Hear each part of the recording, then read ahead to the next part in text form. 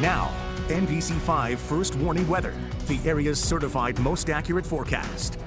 Well, during our commercial break, we were just talking about that tree collapse on that house. It's crazy to see that kind of damage. Yeah, I mean, they obviously have a lot of people working there. They've been there for hours. And that's one of probably hundreds of scenes across the region because of these peak wind gusts.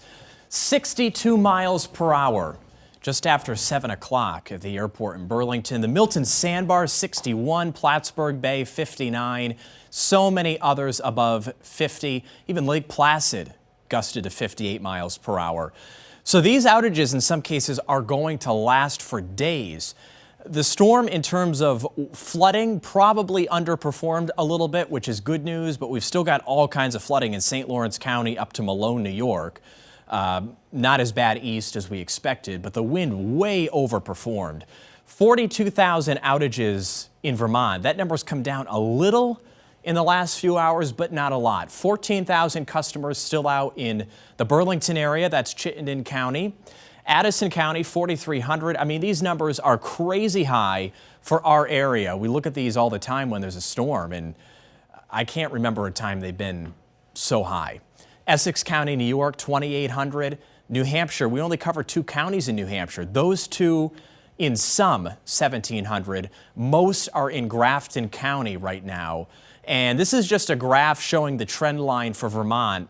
And you could see how we spiked from basically nothing to all the outages in just a couple hours time.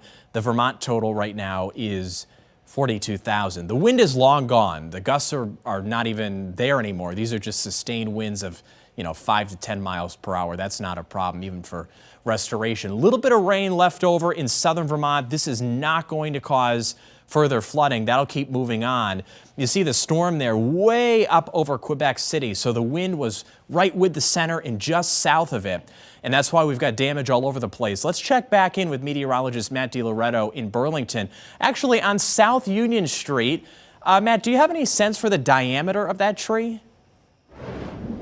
Yeah, Tyler, it is at least 5 or 6 feet in diameter. I mean, a huge tree. The homeowner was telling me that it's over 100 years old and even was voted Tree of the Year about a decade ago by the city arborist. So very sad to see a landmark like this one, like this tree, go down. And I mean, take a look at the porch. It totally took down this person's front porch overhang. If Sam could zoom in here, our photographer, you can actually see the light fixture sort of pointed upward. Obviously, it's upside down because it was taken down by this large tree, but nevertheless, some very impressive damage to some of the structures around here. You can see why based on the size of this thing. I mean, it's just huge.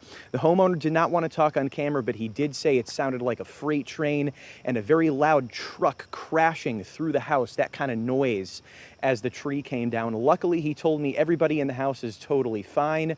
Of course, there is a long cleanup ahead, and luckily the weather is going to work out. Going here forward, it looks nice and calm into the weekend. So Tyler, looks like we're pretty smooth sailing and much nicer weekend for the cleanup and perhaps to enjoy outside with that sunshine. Oh, for sure. Absolutely. I mean, it feels weird so shortly after the storm, but we've got sun tomorrow. I mean, it's a nice day. There may be 1 or 2 stray showers, actually lake enhanced from Lake Ontario, but most of us have a nice day. So many will be in cleanup mode, unfortunately. Sunday, there's a few more clouds. We'll say clouds mixed with sun. Again, a few little showers dotting the map, enhanced by Lake Ontario. Maybe even a thunderstorm scattered about Sunday afternoon. I just don't think there's too many, and almost certainly not severe on Sunday. Monday even could have a shower. So in terms of where we stand for wind, it continues to diminish by morning. Still a little breeze, but won't be that strong in the morning. We do have a brand new run of some river model forecasts, and so the Flood Tracker 5 is kind of resorting things here. Really, the only concern is the AuSable River at AuSable Forks, New York. Moderate flood stage cresting roughly 2 o'clock in the morning tonight. You might be going, well, what does action mean? Well, that just means watch out, it's getting close, but probably not going to go higher than that. So we've got a handful of rivers like the Pemigewasset, the Pemi in Grafton County, New Hampshire. It's going up, but not really going to hit flood stage. You see the forecast for AuSable, East Branch of the AuSable is in moderate overnight. So if you live near there, You got to be ready for the water to keep going up at least a little bit more. How about the St. Regis River? This is St. Lawrence County, Brasher Center.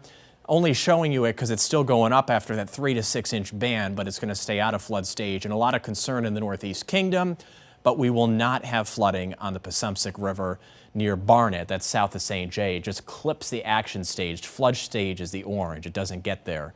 So on Lake Champlain tomorrow, waves of 1 to 2 feet. Water temp has gone down to 74. You'll see here on the extended forecast, a lot of sun tomorrow, just that spot shower, maybe a singular storm on Sunday or 1 shower Monday. But most of next week looking phenomenal at this point. Look at all the sun starting on Tuesday, lasting through pretty much the rest of the week. Low to mid 80s, looking good. Jack, Liz?